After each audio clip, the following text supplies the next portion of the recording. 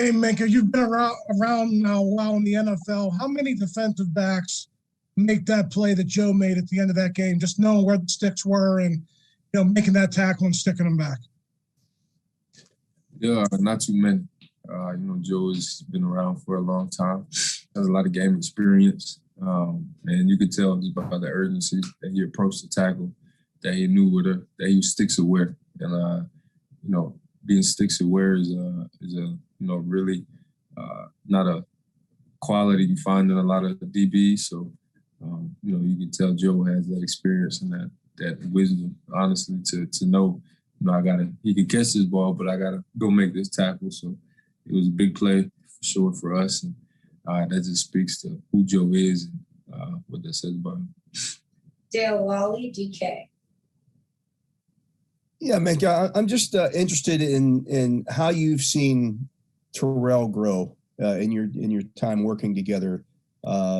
He seems to be more instinctive now than he was early in his career, making more of those anticipation plays. Yeah. Terrell's a great player. I love playing with him. I think we're a great, 1-2 punch. I think the both of us kind of help each other, allow us to be more instinctual because we take a little bit off each other's plate. You know what I'm saying? I don't have to be down in the box and have to worry about being in the post at the same time. You know what I'm saying? That's what he had to do his first year in Pittsburgh, before I came in. And, he was moving around the defense a lot and, playing in areas that, it was tough for a young guy to be playing in.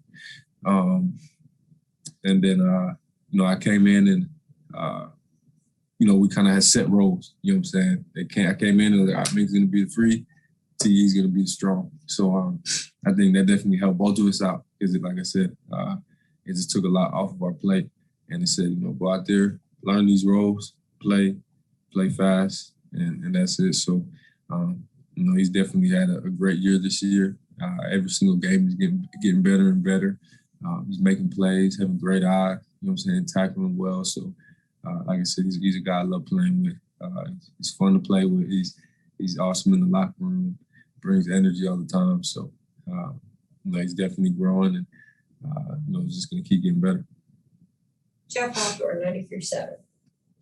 Minkah, what came together yesterday to allow for those 4 takeaways, and how do you try to keep that momentum or that going forward here for the last 3?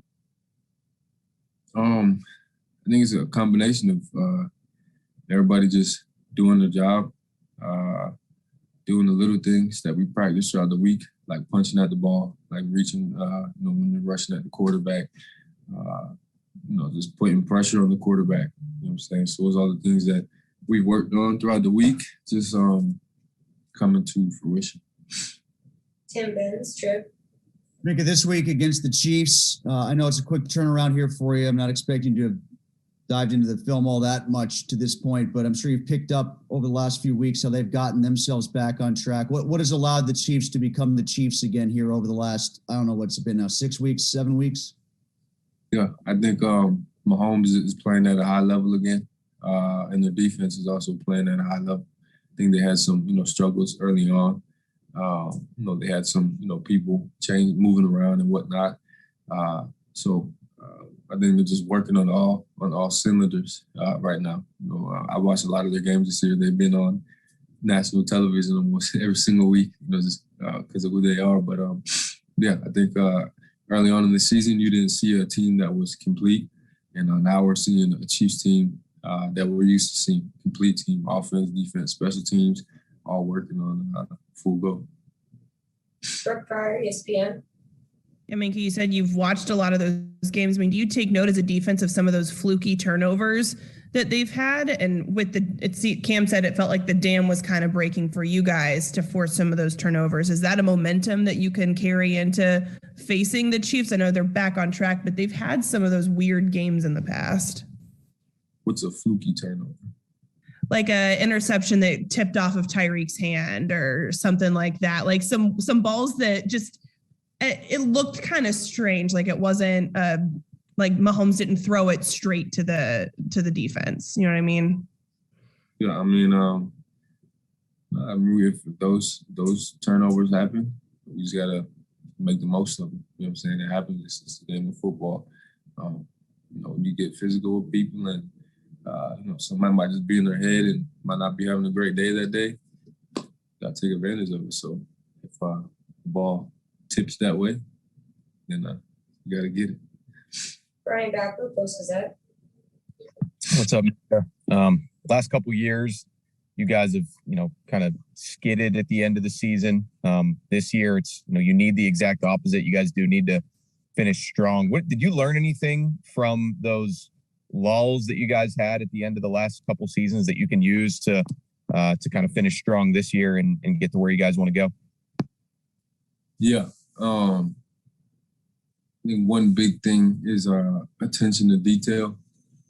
At this time of the year, a lot of people are beat up. A lot of people are hurt. A lot of people are just sore, tired, you know what I'm saying? And it's hard to be on your details. It's hard to focus on, I got to do this one little thing right every single day for the next month, you know what I'm saying? Because, your mental is not normally what it is. So you just have to tell yourself, and I feel like the last year especially, we fell off the details, whether it was in practice, whether it was in film. You could kind of feel the lull in everything that we were doing. There was not a lot of energy. There was not a lot of emphasis on detail. So I think that's something that we definitely need to remind each other of right now. Just staying on the details, enjoying what we do. It's a blessing what we get to do for sure. And, just approaching each day with energy, even though it might be hard to. Okay, last 5. If your hand's not raised, please don't raise it. We're getting to 5 more. Dale, Lolly, DK. Yeah, Minkah, does getting to 100 tackles for you, does that mean anything on a personal level? Yeah, this is my first time doing it. If that's what I'm asked to do, then that's what I got to do. My body's feeling it for sure. But, like I said, that's my job. That's what I got to do. And just got to keep doing it. Tim Benz, Trib. Speaking of tackling, Minkah, that very basic element of the game, how important is that this week against the Chiefs, given their ability to get yards after the catch on the run? Specifically, Kelsey's great at it, especially from a tight end's point of view, and Hill can be very dangerous in that regard too. So how important is it to be sound on tackling this week once they do get a catch? Yeah, it's really big this week. Like you said, they got guys, all the receivers, honestly, are great run after catch guys. Whether Kelsey, Tariq, 17, all those guys are guys that could get loose after catching the ball. Like you seen last week, where that Kelsey he got 200 receiving yards, but he probably didn't catch too many passes that were 10 plus. You know what I'm saying? And he was just using his legs to, get more yak. So he's got to do a good job of getting to the ball, flying to the ball, practicing that this week. Even after the first guy gets there, we need 3 other guys getting there as well, tagging off on the ball carrier. So I think it was really going to emphasize this week swarming to the ball. Chris Adamski, Trib.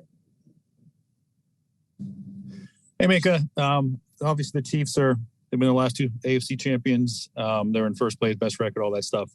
You guys have beaten, I think, 4 teams in the playoffs right now: Cleveland, Baltimore, Buffalo, Tennessee. Do you see yourselves? Did you still prove yourselves? Do you have a chip on your shoulder to say, hey, we're among the best of these AFC teams, that we can play with anybody? Is it going on the road and playing the Chiefs? Is that your best way of doing it? Yeah, I think so. Chiefs are a really good team. They're among the best of the best in the league. So we're just going to go out there and compete at a high level. Even though we've been having some not great patches of this season, we're going to show that we could go out there and compete with the best of the best. Last 2, Mark Gabali, The Athletic. Hey, Minkah, one more about tackling. I'm curious, have you always been good at, playing that deep high safety and trying to, make that tackle as the last line of defense? I hear a lot of safeties always say that might be one of the more difficult plays to make. You always been good at that, and what makes you good at that? No, I haven't always been good at that. I mean, earlier this year, I was making a lot of tackles, but I was missing a few that normally I wouldn't miss. And sometimes it's just all about your eyes. You know, that's what it was for me for a while. Was my eyes. I was overrunning balls and overrunning the ball carriers. So I just had to work on my eyes. You know, Coach TA was getting me right every day at practice, making sure my eyes was in the right place and wrapping up too. You know what I'm saying? Wrap tackling and not just diving at people and trying to shoot through their legs. You know, guys are big in this league. They're not just going to go down like that. And if they do, they've fallen forward for 6 more yards. So I've just been really emphasizing the last few weeks of staying up, staying square, putting my body on people. You know, I'm a bigger safety, I'm a free safety, I'm a bigger free safety. I'm 210 plus when I play. So I just put my body on people and being physical has been an emphasis for me. So I haven't always been great at it, but it's something I've been working on, trying to work on and get better at each season. And the last question, that'll distract me. Hey, Minkah, I jumped on here a little late, so I apologize if you've been asked this. But going back to Brian's question about attention to detail, but also keeping your body right at this point in the season, how do you combine those two while also trying to fix the slow starts this week at practice? Yeah, I think it's important on days like today to get in the building, take care of your body, but also get a head start in the film. You know what I'm saying? So that when we get out there, nothing's jumping on us fast, nothing's jumping on us quick. I'm talking about practice on Wednesday. We're not surprised or anything. We've seen it already 3, 4, 5 times. Because right, you can only take so many reps right now in practice. You know what I'm saying? It's going to be hard for guys to go out there and in full pads and be beating each other up, especially at this point in the season. So, you know, it's tough to do that, but you know, that's what we got to do. I wouldn't be surprised if we did that this week. But yeah, it's all about how we approach the day. It's full speed, full of energy, and attention to detail. Yeah, I'm just wondering, you know, when you play in a game against a guy and Travis Kelce's on the other sideline, as you guys will this week, you guys kind of like take that into like, okay, they got this guy, he's going to go out and catch whatever he's going to do. Like Kelce. Do you say, okay, we got to try to carry our weight as well in this kind of matchup and maybe not match what he does, but at least try to mitigate some of what he does?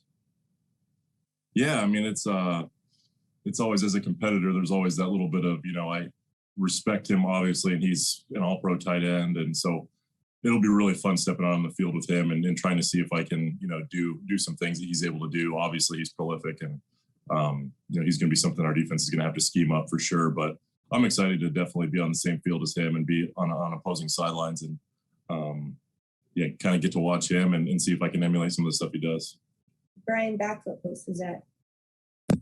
Hey, Zach, obviously your first 2 seasons in the league, you guys didn't finish those regular seasons the way you wanted to. Now here in 2021, you need to, you know, basically you play your best ball here at the end of the season. What did you learn from the last couple of years, either individually, or what do you feel like you guys kind of learned as a team to not have one of those, you know, late season skids?